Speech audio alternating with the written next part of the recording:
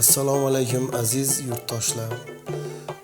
Ko'pchiligingiz bilasizlar, biz san'atkorlar gastrol safarlarida yurib, to'y safarlarida yurib, mol-mulk solig'ini, yer solig'ini vaqtida to'lab bilmin, vaqti o'tib ketib, guvohlari shunday to'lagan vaqtlarimiz bo'lgan. Hozirina eshitib juda xursand bo'ldim. Soliqlarni mobil ilova orqali ham to'lasa bo'ladi ekan. Men juda xursand bo'ldim buni. Hozir men yer solig'ini, mol-mulk soliqlarimni mobil ilovasi orqali to'lashni juda ma'qul ko'rdim. Sizlar ham mol-mulk solig'ini, yer solig'ini o'z vaqtida shu mobil ilova orqali to'lab qolishlaringizni so'rab qolamiz. Shunning tinch osmoni musaffo yurtimizda sizlarning o'ylaringizda yaxshi kun bo'lsin.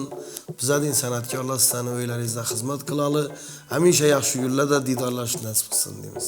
Hurmatli yurtdoshlar, 15 oktyabrga qadar yer va mol-mulk soliqlarini to'lashni unutmang.